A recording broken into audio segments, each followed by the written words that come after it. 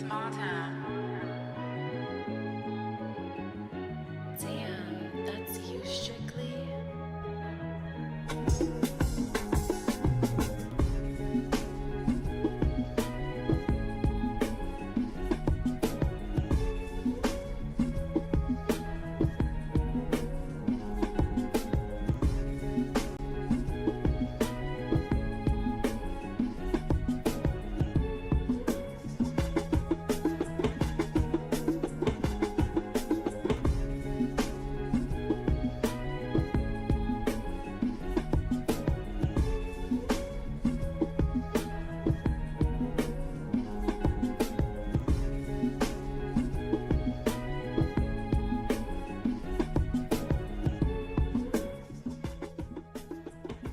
Ladies and gentlemen, as it turns out, the NFL has spoken and said Josh Allen is indeed the most overrated quarterback. Mike White is making his rounds through the AFC East, and the White Sox are on pace to out-lose last year's Athletics. We are back to give you the real in sports. I'm your co-host, Small Town EP. They are Wade Julian, live from New York City. Big Kev shot it live from South Florida, and you are tuned in to your number one sports talk show, All Things Sports, brought to you by Small Town Productions. Gentlemen, great to have you.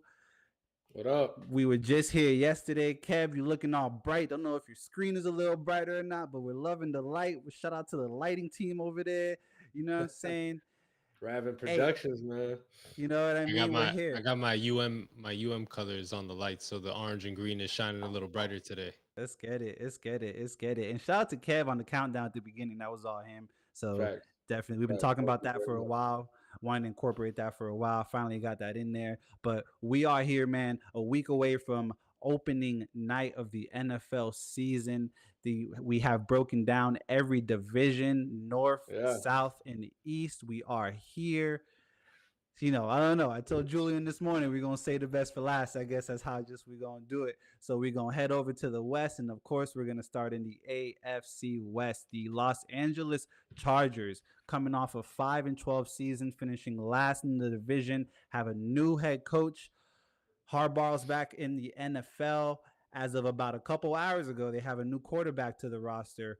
Taylor Heineke was shipped over there from the Atlanta Falcons for a conditional 6th-round pick. Of course, they got Justin Herbert.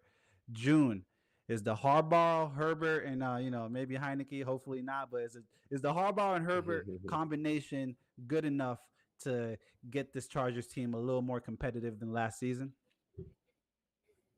Yeah, they should definitely have some things to hope for and be, excuse me, more hopeful for this season.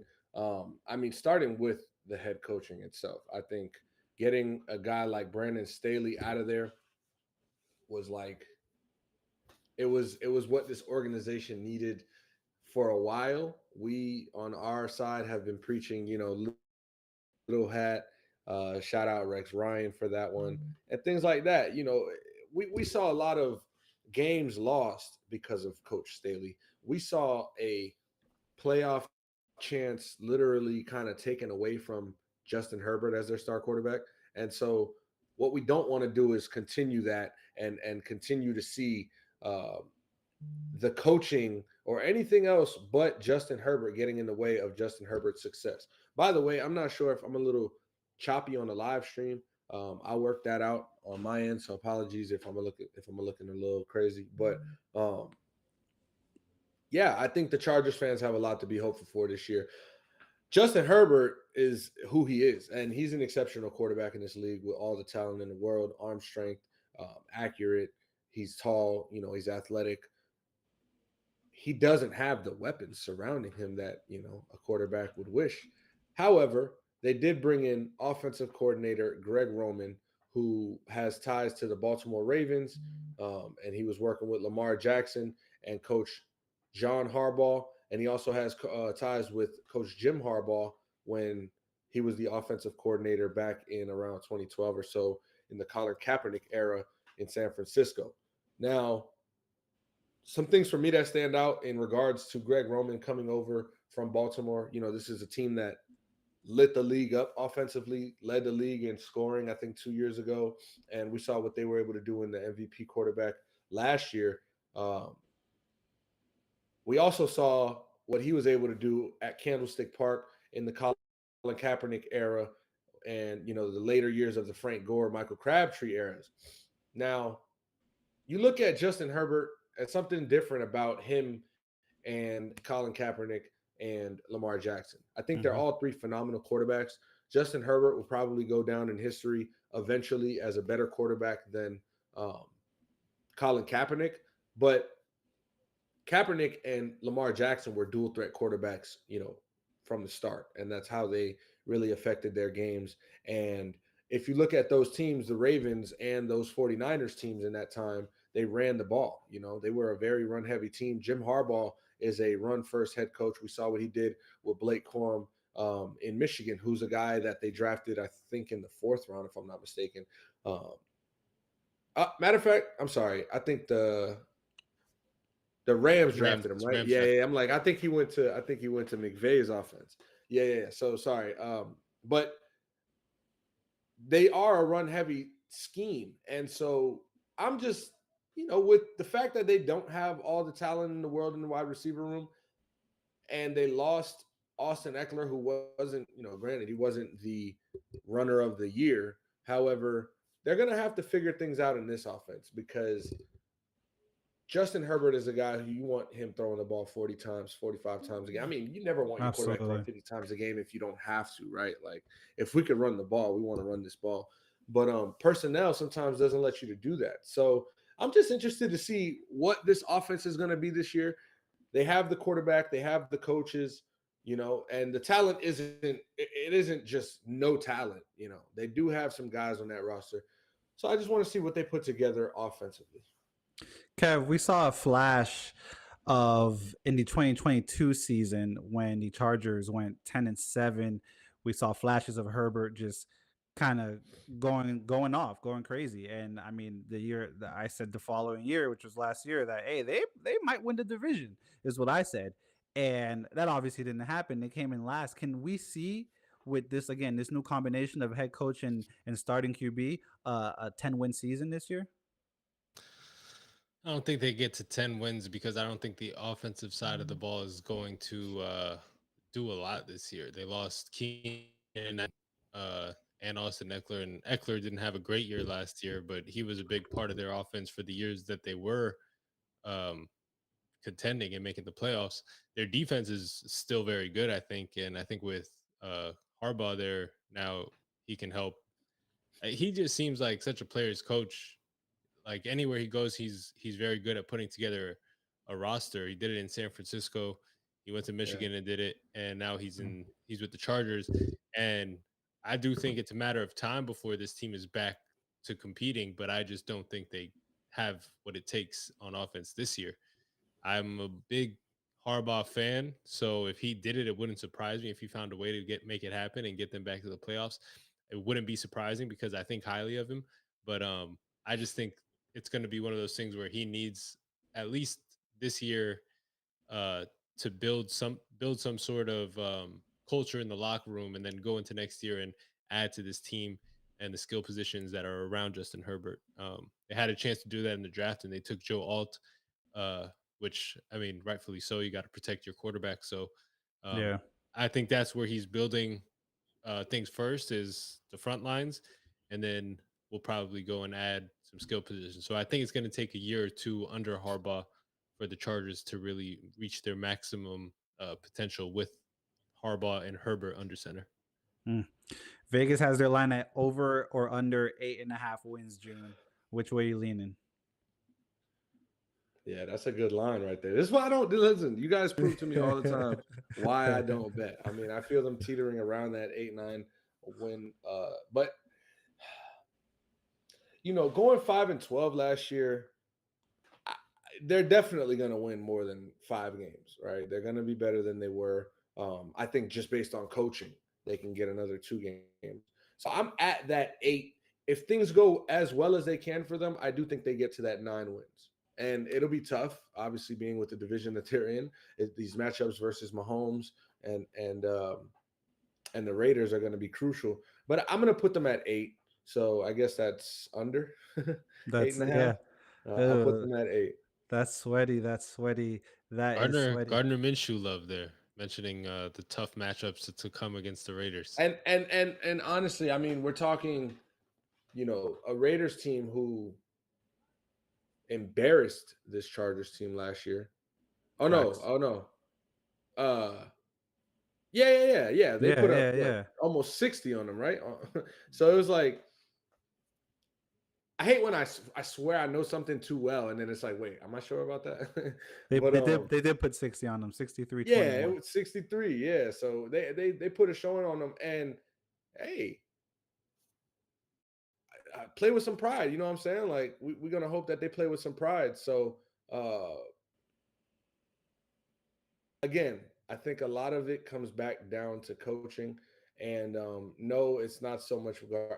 I'm always have love for Gardner Minshew, but never all of my love because we didn't make the playoffs. But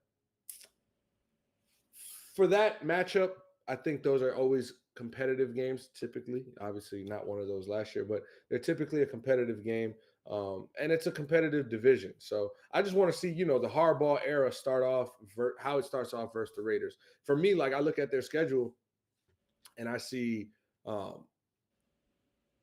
Week 3 versus Kansas City. And so I don't want to put too much hype around this Chargers team because I'm not like drinking the Kool-Aid. Like that's not where I'm at with it. But I do believe in talent and coaching and that being able to get you wins. If you have a good quarterback in this league, you can win. And if you have great coaching in this league, you can win. The first 3 weeks, they're going to play Las Vegas at home. And then they go on the road for Carolina and Pittsburgh. And so you don't know. You might go into Kansas City. Matter of fact, you might come back home to play Kansas City in week 4 at 3-0. And if that's the case, hey, shit, like it's a 3-0 matchup versus whatever Kansas City is at the time, and Patrick Mahomes is coming to LA, and we got a show. Like so I'm looking forward to that. That's kind of the only game other than the Atlanta week 13 at Atlanta game, because I think that these offenses, as much as I do say that they don't have so much talent in the receiver room, I do think that this offense still has the ability to make explosive plays because of the quarterback that they have and his arm. And then, Quentin Johnston is like the biggest question mark because they drafted him high. He hasn't been able to be who he was at TCU. We've seen him struggle through camp with clips here and there. What are we going to get from him for real? So I'm excited for what could be two dynamic offenses this year play each other in week 13. But I'm more intrigued for that week 4 matchup if the Chargers are at that 3-0 mark. Hey man, this is a team. I mean, we saw them last year, week 1, go toe to toe with Miami in a 36-34 game where Herbert threw for 229. The week after, Herbert's throwing for 305 in an overtime loss in Tennessee. The 28-24 win in Minnesota, the win in Las Vegas. He throws for 227 against Dallas in a tight 20-17 game last year. I mean, a healthy Herbert. I mean, from 2 years ago, like I was saying, I thought, hey, this team could do some damage. They were on the, straight and narrow, I would say, last season up until Herbert went down. Kev, I mean, there's, like June was saying, there's a couple of matchups I'm very interested to see, barring a healthy Joey, as I like to call him, that week 11 versus Cincinnati. Herbert in Cincinnati, versus Cincinnati. against Joe Burrow, a healthy Joe Burrow. I think that that's a shootout. Take the over if that game does present itself with two healthy QB1s. Kev, you have any key matchups for this season as far as the Chargers go? I mean, I think that stretch where they play the AFC North is going to be tough, where they go to Cleveland and they got a little bit of a gimme against Tennessee. I mean, depending on how Will Levis looks. If Will Levis looks good, then that's going to be a tougher game. Um, but then you got Cincinnati and Baltimore, both home games for you, but both tough matchups. Baltimore's on Monday night, so you know Lamar's going to come to play. So yeah, I think those that stretch in itself is kind of the most interesting one on their schedule. And I think if they can get through that with at least a 2-2 record, if not 3-1, then they should be very ecstatic about that. Let's go over to one of my favorite cities that I have not yet been to, Las Vegas, where the Raiders, June's little smile, That where was funny. the Raiders are going to be under their first full year with their new head coach. And I mean, this is a team that we saw stick it to, division winners and Super Bowl champs. Kansas City Chiefs last year. This is a team that ended up finishing second in the division. June, do you see a similar turnout for these Raiders this year? Yeah, I mean it's always tough when you don't have a quarterback, right? You bring in Gardner Minshew, free agent, and then you still have him battle with Aiden O'Connell. Respectfully, because I like Aiden O'Connell's game. I didn't know that he wasn't going to win the job. I wasn't so sure this was just Gardner Minshew's thing, but for it to be, like a toss-up kind of thing going into the last preseason game, it just kind of shows you where you're at, with roster and things like that. Last year was a shit show to begin the year, right? And they had to go through their struggles. Devontae Adams getting followed around by the Netflix crew and kind of just giving his team a lot of shit, deservedly so, they get the coaching change, the players agree with it, they start, really, really vibing in the locker room. And this is something that it seems like there's something to look forward to. There's a new energy. There's somebody we respect playing for. But at the end of the day, reality strikes, and this team is not that good, right? They have problems in the defensive backfield where they were 29th in pass coverage last year. Max Crosby, as good as he is, an all-pro game-changing, elite level talent, can't do it on his own. And so they're going to rely heavy on that, front seven to be the problem for opposing offenses. However, that's not going to win you games. And when your quarterback can't get the ball to your guy, that's the biggest issue on an offense. So we got to see if Gardner Minshew is going to be able to just feed 17. I mean, he's there for a reason. He has his statistics and his accolades because he's who he is. Got to find him all in the offense. He's going to stay happy. But the reality for me is, if we go to look at the schedule and all things like that, when I look at key matchups for the Raiders, I just put any game before Devontae Adams gets traded. So honestly, I'm not going to watch it after that. I'll probably not really watch too much before that, but it's inevitable for me. I'll keep it on the countdown. I know Kev, is elated just thinking about what an Aaron Rodgers, Devontae Adams reunion would look like in the green and white and black, not the green and yellow.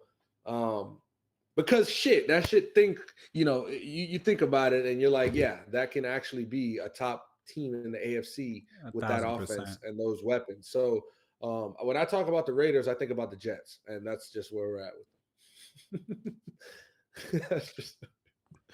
All right, that's fair. That's fair. I mean, when I look at their schedule again, this is a team that tied for second in the division, in front of Denver. Obviously, we just spoke about the Chargers coming in last in that division last season.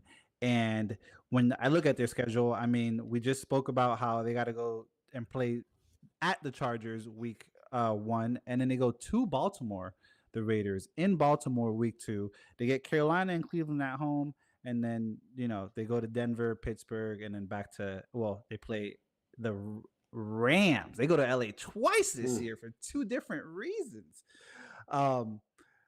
Vegas has their line for total wins, Kev, at 6.5.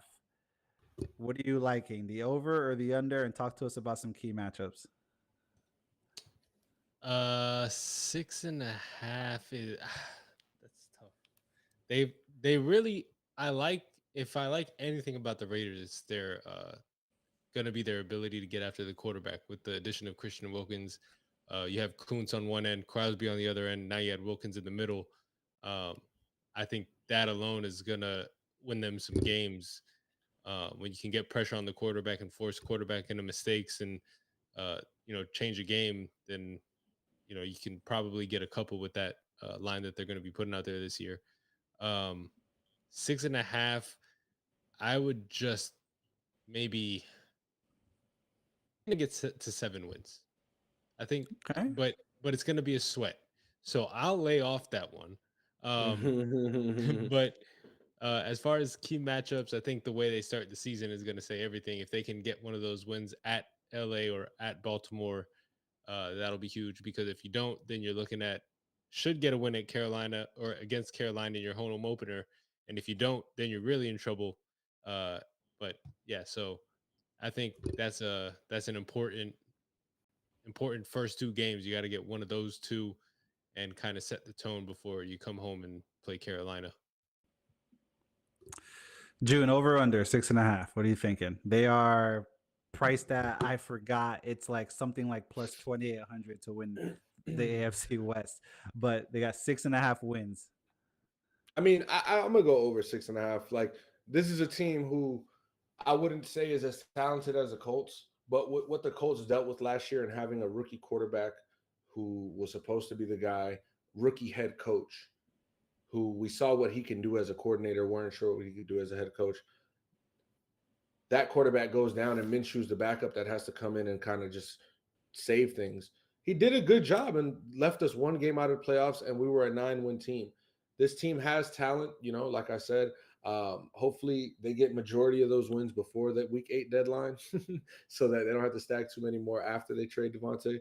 But I think that this team can have over 6 wins. So I'm going to go 7-8. I'll give them probably 7 though. So over 6.5. Okay, we'll see. We'll see. Not as high as a mile high, I guess. Those wins ain't gonna get that high. We'll head over to Denver real quick, where once again, like I just mentioned, they came in third last year in the AFC West as the Raiders held the tiebreaker over them for that division, second place anyway. Ooh, 8-9 last year in Denver. Reports are having it that Sean Payton's making some difficult cuts. He had to release Tim Patrick as far as wide receivers are concerned. Patrick now's landed in Detroit with one of Payton's former assistant coaches, and Dan Campbell. I mean, this is a team that they have Bo Nix now. He's been kind of lighting it up in the preseason, 3-0 in the preseason.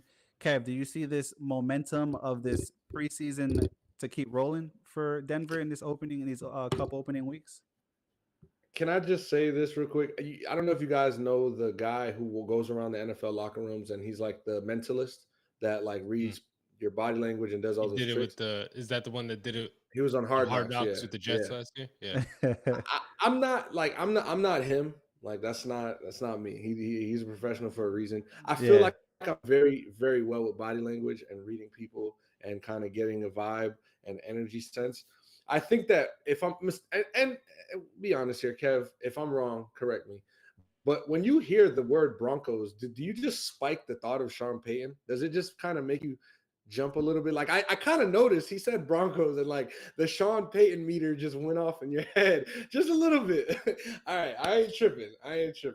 Yeah, I mean, listen, Sean Payton, kick rocks. All right, this guy walks around the locker room thinking he's fucking Bill Belichick or something. His biggest career accolade is Kevin James playing him in a movie. Get out of here, Sean Payton. But thank Drew Brees for your Super Bowl ring. But yeah, so Denver. I mean, they're starting Bo Nix. They've got Zach Wilson on somewhere on the depth chart. That's never good. So I don't want to spend too much time giving Sean Payton any energy. So Denver, whatever you didn't give me a win total under. That's all I gotta say. about the Denver There it is. Broncos this season. June, are you a little more bought into this Bo Nix and Sean Payton combination, or are you about in the same hemisphere as Kev is? I'm close to where Kev is. I might not be exactly where he is. I'm definitely very close to where he is because I mean, rookie quarterback Bo Nix. I don't have nothing against him personally. Last week, or I think it was yesterday, we just talked about him, and you know, there's an excitement factor that comes along with a guy like Bo Nix because he does have traits of what can be a good NFL quarterback. He's athletic. He can be accurate.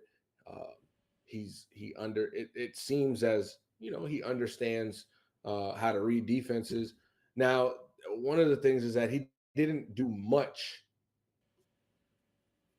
as far as like driving the ball downfield passing, in Oregon.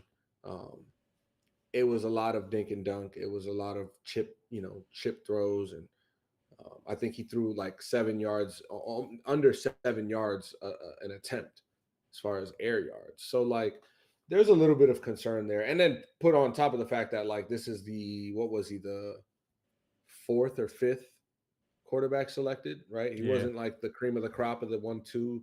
He's like the fourth, fifth option. And so um, Sean Payton, ever since he's left New Orleans, man, and went, media, then um, coaching, it's just been a little shaky.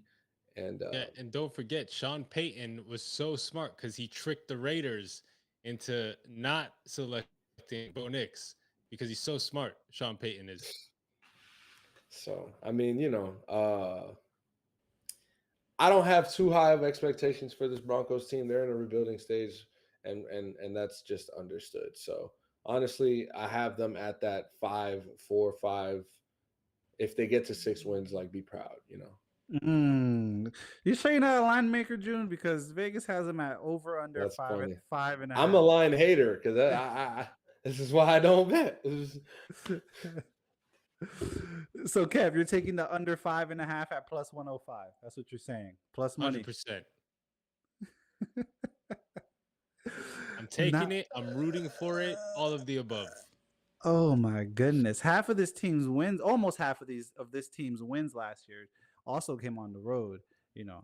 I don't know, take that for what it's worth is I guess what I'm trying to say. I don't know where I have. They also gave up 70 points on the road. I was just gonna say that 70-20 loss to Miami still Yeah, Miami was disgusting. Nasty. All right. Like when your opponent's score is competing with the temperature level, it's pretty fucking crazy. Especially in Miami. You're right. Especially right. This is not a winter game in Buffalo, by the way. I'm sure anyone that took the under in that game last year is still crying about it. Still, You think they're crying? You think they're matter of fact? Yo, chill. Oh man, defending Super Bowl champion Kansas City Chiefs. Their over under for team total is at 11.5. Let's take it over to Arrowhead Stadium. Ooh, a team that last year, I don't know. Like I said, I had them not winning the division. They ended up doing that. Everyone said they couldn't win on the road in the playoffs. They ended up doing that, and now they're trying to three-peat. June, can this realistically even happen? First off. Yeah, like we're literally talking about Patrick Mahomes, and I'm gonna always go this route. Like we've seen it with Brady. The first Super Bowl I watched, 2001 Rams Patriots, Brady's first Super Bowl, and I've seen everyone else since. So what I'm saying all that to say is this is the Tom Brady of this generation. This is the you better fucking believe it of this generation. This is the who has a chance, he has a chance. And so why would I say is it possible for them? It's how would I say it's not possible for the Chiefs to do this if they're in this position? I think the Chiefs have a better chance than UConn at three-peating this year, if we're being quite frank. Damn. And so Patrick Mahomes last year with his receiving core, he made it work. Because everybody went into the season last year like, I mean, hey, the weapons ain't really, hitting on all cylinders. Like, we got a rookie, we got, and I mean, it was amazing. But he's got speed demons on that field. Rasheed Rice is probably going to get the suspension, the lengthy one, and that's they're saying that's probably why they signed Juju Smith-Schuster, somebody that's familiar with the offense. You guys cut Kadarius Toney, but you got guys like Sky Moore still. You got guys like Xavier Worthy, and I just think the playmaking ability with these guys, and obviously Travis Kelsey coming back for another year, what's lost? You know what I'm saying? What's lost? There's so much continuity in the offense. Patrick Mahomes has the key to it and the trust, um, all the trust in the world from his head coach. Yeah, go out and go get that, man. You guys still have, guys like Thornhill, Chris Jones, 22. That's Thornhill. You lost Snead, which is Lost Snead. kind of a big blow to the defensive backs, one of the better corners in the league. But you got Nick Bolton, and I think Nick Bolton's one of the top middle linebackers in the league. So the defense was what won it for you last year. You know what I'm saying? Like the Chiefs' identity was based in the defense last year. Ironically speaking, having the best player in the league on your team on offense. So I think they're in great position and shape to dominate this division, one, and two, make it as easy as possible to get back to that AFC Championship and Super Bowl. Where's the Super Bowl going to be this year? Is it Arizona Ooh. It's Vegas, or I New think. Orleans? Is it Vegas again? It was last year in Vegas. I think it's in New Oh, was Orleans. it? Matter of fact, it's Okay. in New Never Orleans. mind. It is in New I Orleans. think, It is in New yeah, Orleans. Yeah. it's in New Orleans. So yeah, I don't like right now as we stand. I think we see another Super Bowl champion. It's something that we've never seen, a three-peat. So like just based on that, you have to lean like I don't think it's gonna happen. But to tell me it can't happen or it won't happen, that's just crazy. So yeah, I think the Chiefs have an amazing opportunity in front of them, and they got a lot of good games on that schedule because they're playing the Super Bowl schedule, right? They got to play a tough team schedule. And some things I'm looking forward to is one, opening night. How are they going to play in that rematch of the AFC Championship, getting their rings in front of the Ravens, a team that almost won? It was a fumble that lost them the game, and that player that caused that fumble is the difference maker in that game is gone now, right? So, like, can you guys show up and show out versus the AFC's best in week one? And then week two, I mean, you guys at home versus Cincinnati. And this is the one I want to see, the nasty natty.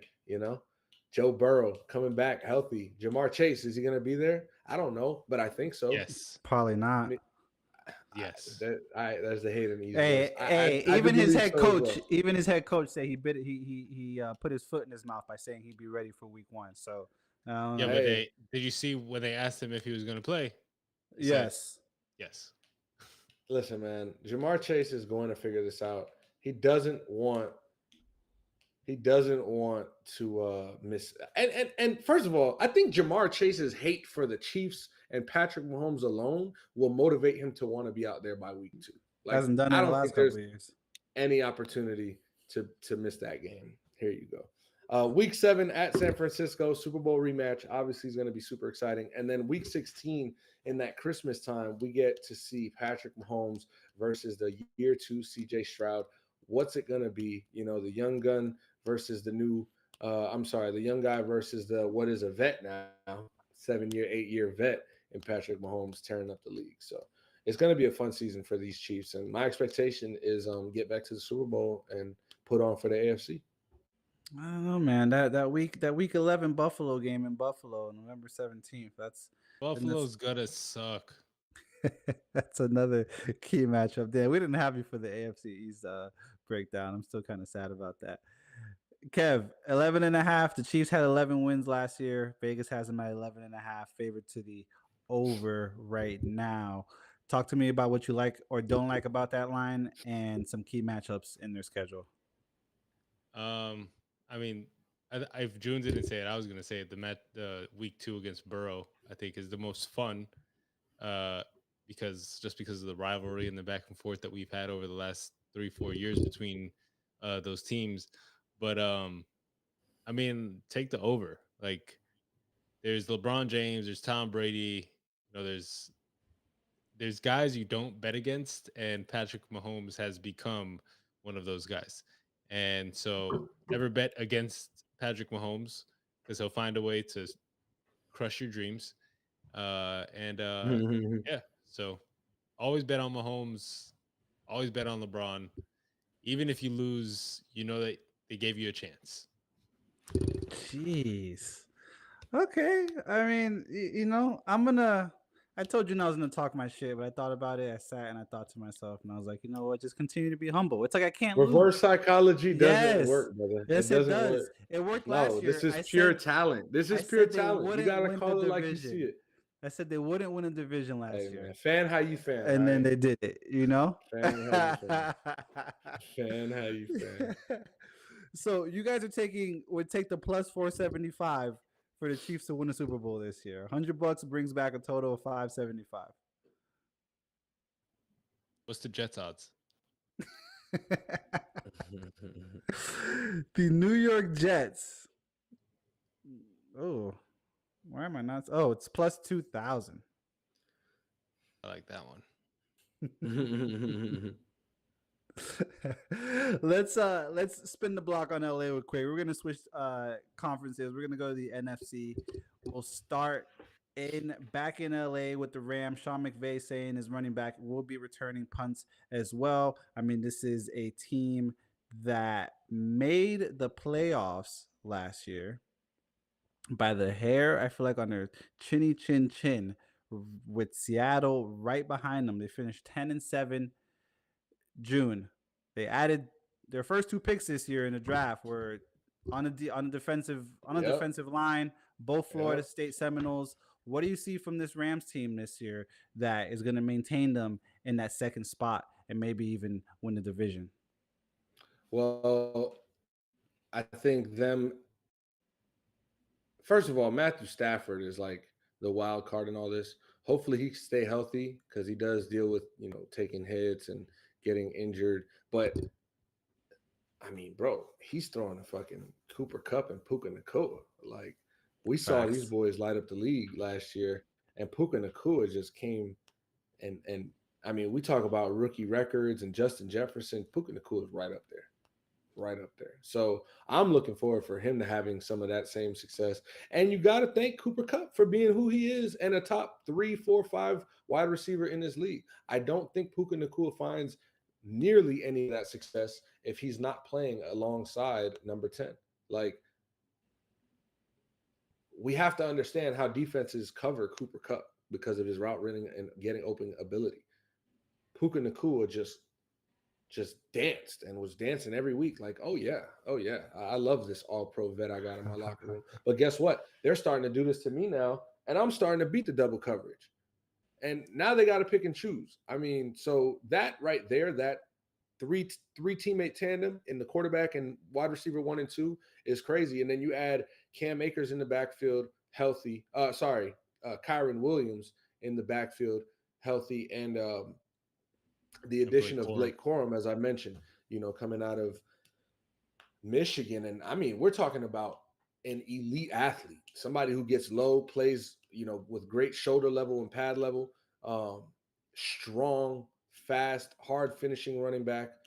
And McVay as a mastermind on offense. Is Raheem Morris he's coaching in Atlanta now. Their defensive coordinator, if you guys could brush me up on that real quick, because I have his image in my head, but I can't get his name. But he's done a good job this preseason. They've got linebackers and DBs flying across that field. EP, you mentioned, the 2 rookie D tackles that they got, Byron Murphy. Sorry. I think Byron Murphy went to Seattle. Jared Verse and Braden Jared Fisk. Verse. There you go. Jared Verse out of FSU. We talked about him last night, because FSU was missing him on Saturday versus Georgia Tech.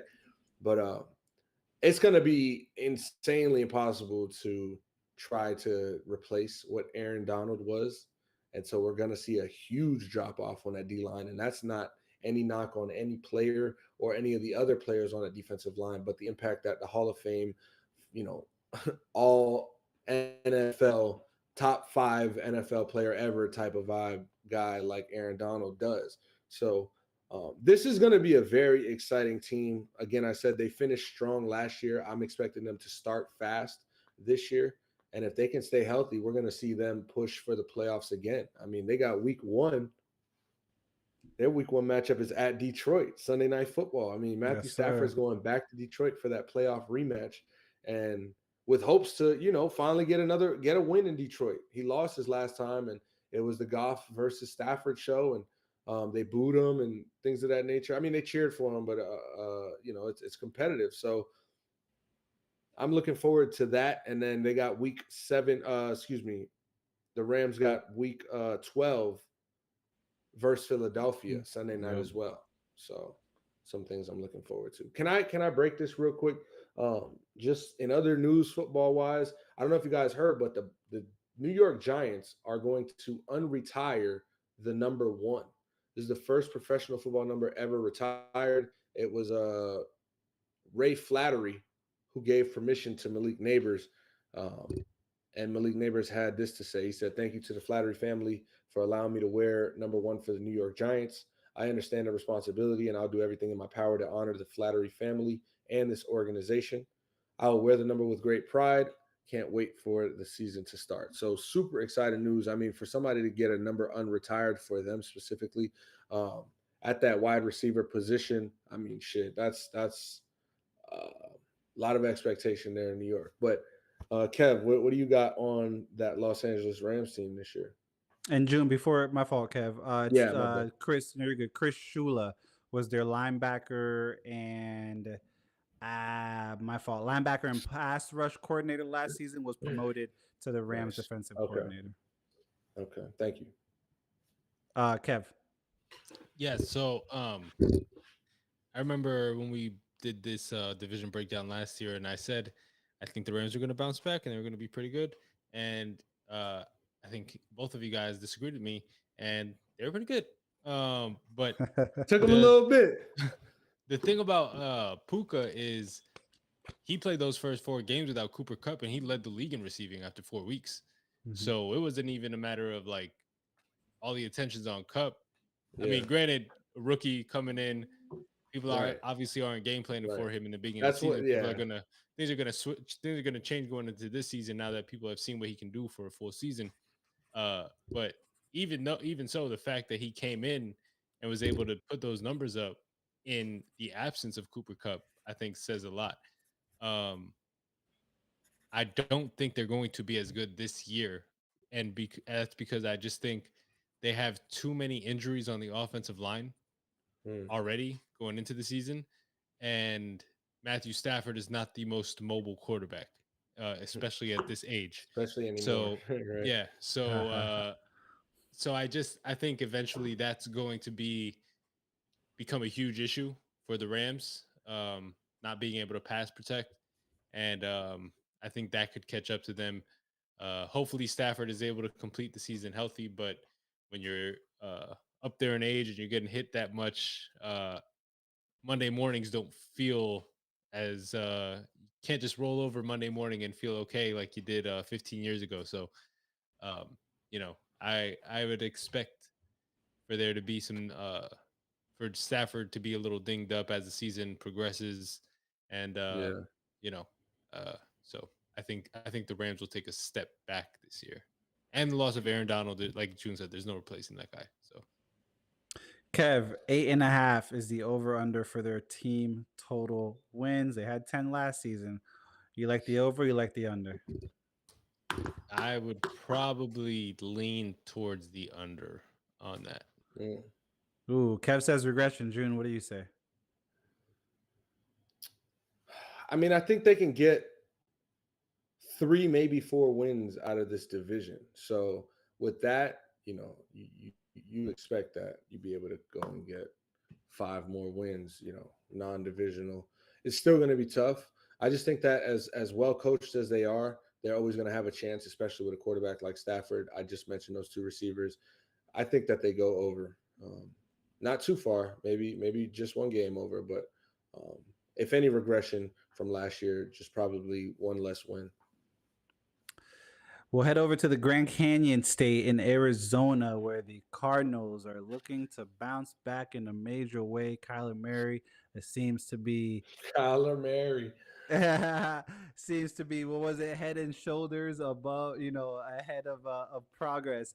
Kev, what do you think about Arizona this year? You think they could have a little bit of a resurgence? I do, and I think it's because of the guy that they drafted with the fourth pick overall. Um, and if that guy can be the generational talent that he should be, then I think that helps any quarterback, especially a quarterback who has talent, the talent that Kyler Murray has. So I think I'm super. This is like one of the most interesting teams this season to me because I think it can be really special if Kyler can stay healthy. Like I think we're looking at we've seen the Kyler Murray before. He's made the playoffs. He's had good seasons. Yeah. I mean, he's back with a big time number one, and that does wonders for a lot of guys. So we'll see if Marvin Harrison Jr. can uh can bring some success back to Arizona and help Kyler Murray out. Yeah. June, what are you thinking? Is Marvin Harrison Jr. going to be, the catalyst to this team possibly doubling their win total, maybe an 8-9 win team? Hell no. Hell no. This team is still they're still he is maybe it was leaps and bounds was the phrase. I don't know. It could have been head and shoulders, leaps and bounds. I think this team is still leaps and bounds away from, you know, winning 8 to 9 games. Um, they are definitely going to be better. I mean, you're bringing in number 4 pick generational talent, as Kev said, if not the best Ohio State receiver ever, one of the um, and you're getting your starting quarterback back. You have to improve, right? Uh, offensive line is pretty solid. They made some changes on defense or added some veteran guys, so you can jump to that, 6, 7, 8. But second year coach Jonathan Gannon, it's just going to be a little tough. I mean, there's still a lot of shit this team needs to figure out and what their identity is for these games. Are they going to be able to continue to run the ball as effectively as James Conner gets older? They do have Trey Benson out of Florida State, who I'm excited for because I think he can be a really good help in that 1-2 punch. But I don't want to discount them and discredit them too much. It's just what we saw last year was so bad. Obviously, they dealt with injuries and quarterback issues, but they're gonna have to prove it. Is basically what I'm saying. So until I see that, I'm gonna go with the under. I'm gonna give them maybe like 6, maybe at that 6 win total.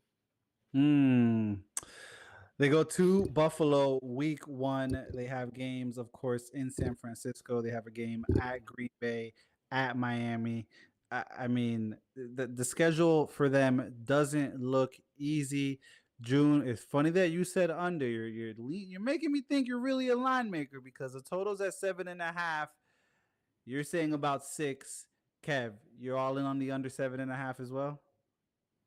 I wouldn't say all in, but yeah, I think I would lean towards the under on the 7.5. As fun as I think they're going to be, and I do like the Jonah Williams signing also for the offensive line.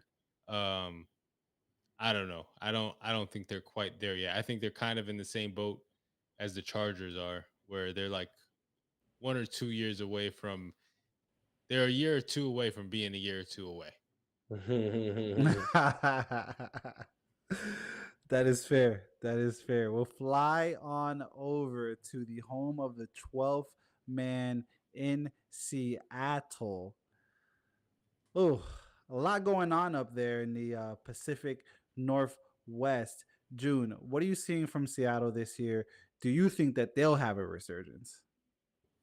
Well, I mean, shit, they got a new coach, right? This Pete Carroll era, as far as his coaching reign in Seattle is done. He's moved to a front office role. Mike McDonald comes over from, was it Was it Baltimore? Was it Baltimore? If I'm not mistaken. Um, and that's a defensive coach. I could be wrong with Baltimore, but they do have a defensive minded head coach who I think is going to kind of transition great with the talent they have on defense. They went and drafted Byron Murphy out of Texas. Mm-hmm. Um, they have Devin Witherspoon. They have Tyreek Woolen. So there's a lot to be excited for if you are a Seahawks fan, you draft Jackson Smith and Jigba last year to add to that trio wide receivers. Tyler Lockett, he's getting a little older, but he's still Mr. Reliable, and DK Metcalf, who obviously we know his game. So Geno Smith, last night we talked about him. I think it was right, Kev, where we were talking about what he was able to do and revive his career here in Seattle. He regressed from 2022 to last year. The team wasn't as good. Uh, Hopefully, with some of the offseason signings they had in the draft, they've bolstered up the roster enough to compete for, NFC wildcard spot. Because again, the NFC isn't as top heavy as that AFC. So I think those mid-tier teams in the NFC are going to have a high chance to compete for um, that those three wild card spots. So with the Seahawks, I'm not expecting too much. They went 9-8 last year. I'm expecting them to go around that 9, maybe even 8 wins. They're like the 8, 9, 10, depending on how things go. Health, Geno Smith, and defensively, if they can just kind of continue to be who they are, if not get better in that regard. But they've got 2 key games for me I'm looking at, and that's week 4 at Detroit, Monday Night Football. I just think that the atmosphere in Detroit, watching any type of primetime game is through the roof. And then week 15, another Sunday night game, they go back home to play Green Bay. And those Seattle Green Bay games for the last decade have been very interesting and always entertaining, with Russell Wilson and Aaron Rodgers typically headlining those. But hey, we got Geno Smith and Jordan Love, the new headliner in Green Bay. So I'm expecting him, when it's prime time, to play his best, talking about Jordan Love, and we'll see what we get from them. This guy June, man, he said 8, 9, 10 wins. Vegas has him at 7.5. Oh man, Kev, they won 9 games last year. You think they can get there again this year? 7.5. That's tough. Like, I kind of want to say they go over, but I don't know. Pete Carroll, I think, great coach. So I think losing him, it's like we talked about, losing a Nick Saban type of guy. Are you going to replicate what you've been able to do over the last several years? I don't know that they will. I think it's going to take a little bit of time, an adjustment. But ultimately, I think this is a solid team that every week is going to compete. I just don't know that they can get to that 7.5 number, or that 8 number, I guess.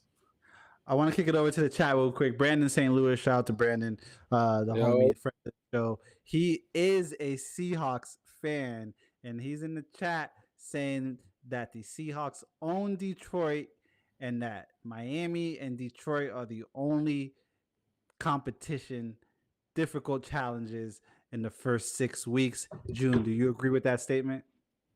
For Seattle? Yeah. Miami and Detroit. I mean, so I think it's good to have that outlook. Yeah, like if you want to be a playoff team, those are the 2 teams that, kind of stand firmly in your way and ahead of you. So you want to look at the best to put yourself up against. I think it's a fair statement to make. I think what he's saying is they own Detroit.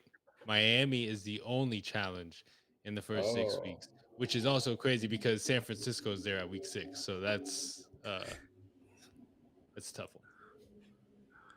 Oh, he corrected himself. He said, first of all, he said over 7.5 wins is printing money. Apparently, Okay. He says that's a lock, is what he's saying.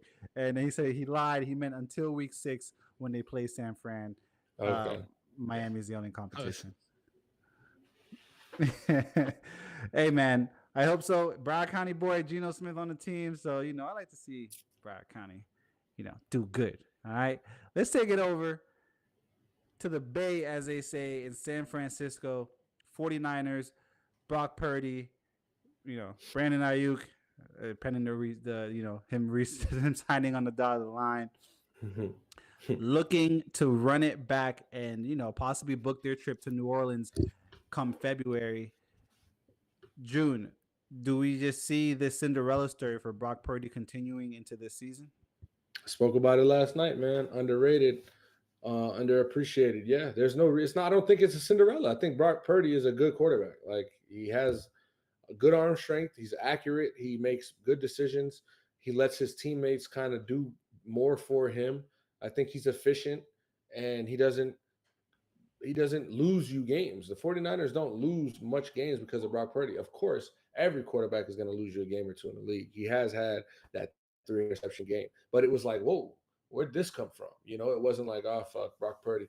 That's who he no. So I think he's good. I think I think he's actually a pretty great quarterback. I think he's a pretty great quarterback. And to have one of those in this league, especially with the talent they have around him, yeah, I don't see how the season doesn't pan out really well for him again. Um, the expectation is to win the Super Bowl in 49ers in San Francisco. And anything short of that, you're going to start to pose questions like, is this the right coach? Is this the right GM? Is this the right what is it wrong? And I just don't think that we're going to turn around and look to say Brock Purdy isn't the guy. It's not Brock Purdy is the guy that needs to get or needs to go. This ain't his fault. So um, yeah, I expect nothing less than an NFC Championship berth for this 49ers team. And if that doesn't happen, we'll have some fun conversations coming up this offseason. Hmm. Kev, they won 12 games last season on the way to the Super Bowl. Vegas has them at 11 and a half. Over, under, what kind of key matchups are you looking for in their schedule? Well, the key matchup is week 1, Monday night against the Jets.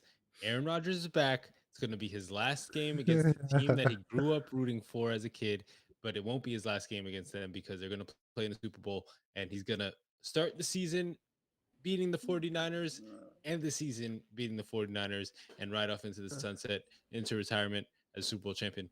But we're talking about the 49ers. As you can see, I think I just said I think they'll be in the Super Bowl. So uh, I think they've got a talented team. Obviously, great coach. Um, just like I said yesterday, you can't be up going into the fourth quarter of the Super Bowl because you will lose that game if you have Shanahan on the sideline.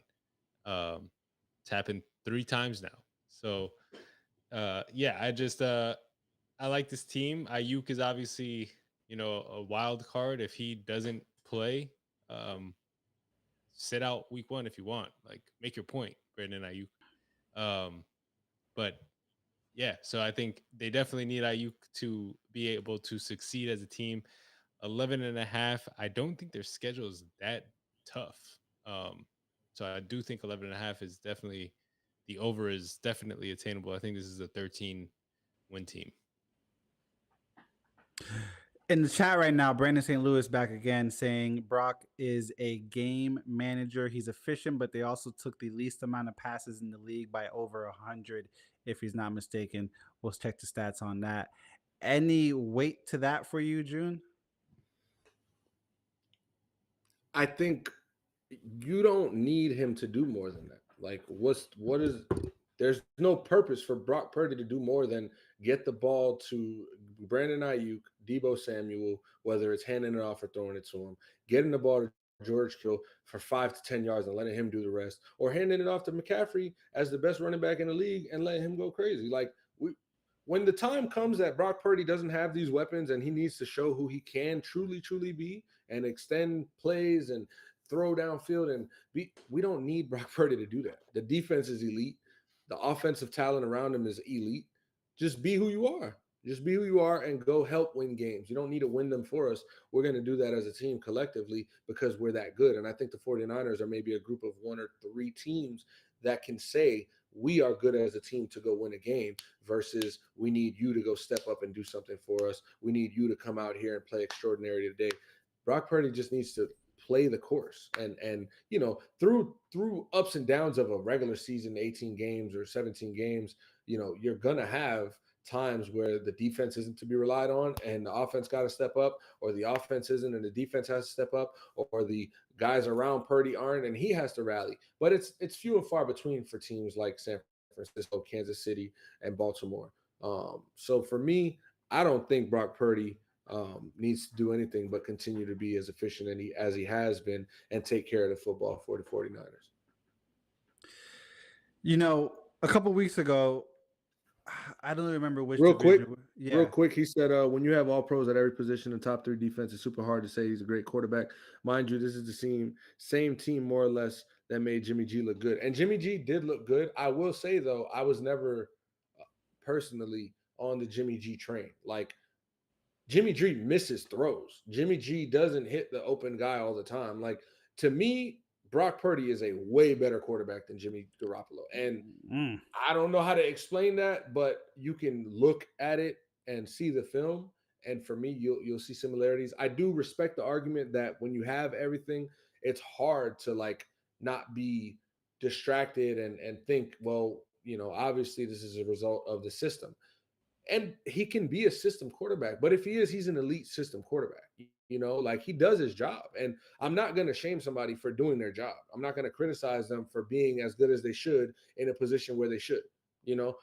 And I'm not saying he is, as far as Brandon, he's challenging my thought, and I appreciate it. But when I look at Jimmy Garoppolo, I mean, you take Jimmy Garoppolo, put him in Vegas, and you take Brock Purdy and put him in Vegas, I don't think Devontae Adams has as harsh words for his quarterback and his team as he did in that wide receivers Netflix series, is kind of what I'm saying.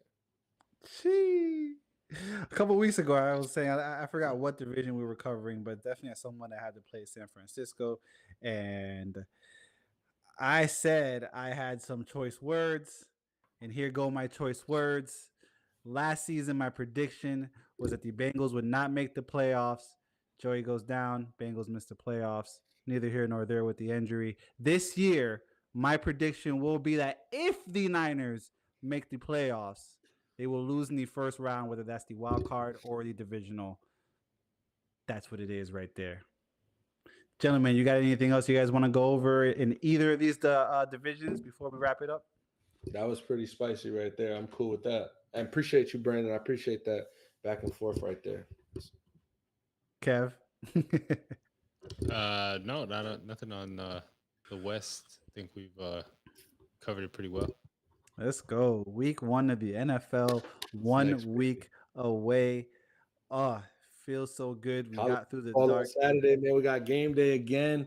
UF, Clemson, Georgia. We got some games coming up, man. So I'm excited for the weekend, bro.